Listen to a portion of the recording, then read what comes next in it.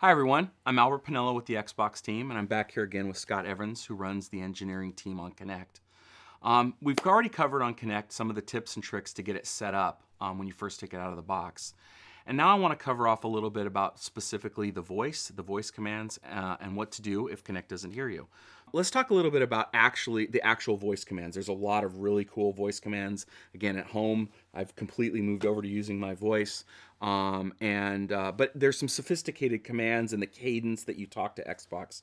Just think of Xbox as another person in the room. Speak to it in a normal speaking voice. Don't try and yell at it. And you address it with Xbox as the keyword, and make sure that you have a good kind of pause before and after, so that it knows that you're talking to it. Don't say Xbox pause, hey Albert, how's the weather? It won't be able to hear the difference between that speech command and my conversation with you. So give a little bit of a pause before and after your command. So Scott, once I have Kinect set up and it can hear me, we actually have some pretty powerful voice technology that powers the system. But there's two different ways that you can communicate with the Xbox, right? Yeah, that's right. There's global system commands that are always available, regardless of what game or app you're in. And then there's what we call see it, say it mode, which allows you to speak to the specific on-screen elements of the app that you're in at that given time. Yeah, so give me an example of how the global commands work. Yeah, so let me show you. And a good example is just the go to command. Xbox, go to Titanfall. Xbox, go to Internet Explorer. Xbox, go home. So you see, regardless of what app I was in, that go-to command was available, and I was able to jump from one place to the other. Talk to me a little bit about the see it, say it mode and how that works. Yeah, with see it, say it, basically any of the text and items on the screen you can speak to as a way to navigate them. And you can bring that up by just saying Xbox select. So I'll do that now. Xbox select. And now any of that green text, I can just speak and it'll go to it. Titanfall.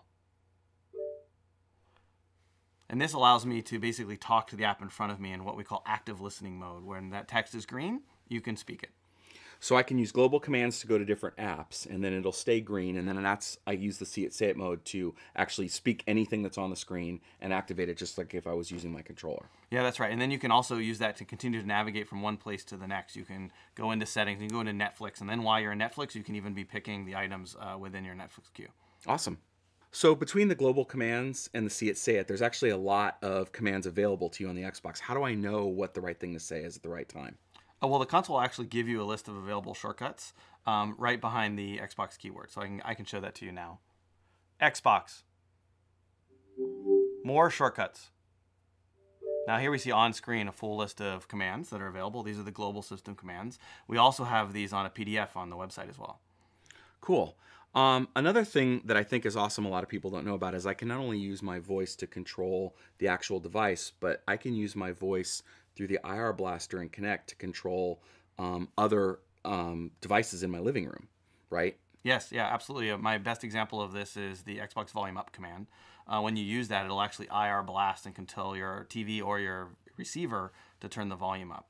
So you guys just recently added a feature that I can set how much the volume goes up or down on my own. Before, I think it was 3. It would go up 3 notches every time. Yes. But we can actually change that now. Right, it's configurable now, right in settings. I can show you. We'll just go over here into settings. And we'll go into the TV One Guide section. And then under troubleshooting, there's an audio option. And under here, we can see volume change :3. That's saying that when you say Xbox volume up, it'll change your volume 3 notches. And if I select this, I can change that from anywhere from 1 to 10 notches with one voice command. The other thing that we have is we both actually have accounts on this system, right? So we've both been recognized. It can see both of us in the upper left corner. You notice that both of our identities are there. And we haven't talked about the fact that Kinect can recognize you and I, and we can each have a custom experience on the system. That's right. It can tell who's issuing which voice command. It can tell the difference between your command and my commands. So right now, this, for instance, is on your profile. That's right. Because it's red. Xbox, show my stuff.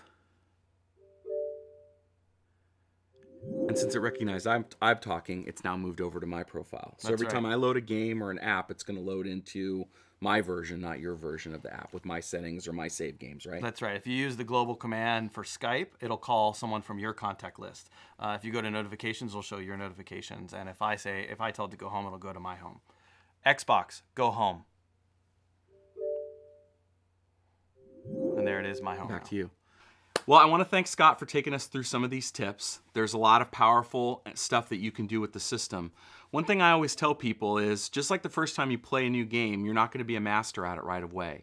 So I always suggest when you first get Kinect set up, spend some time. Spend some time with the voice, learning how the voice commands work.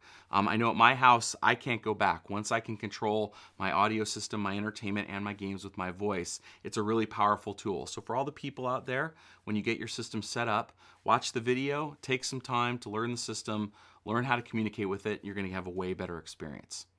Thanks, everybody.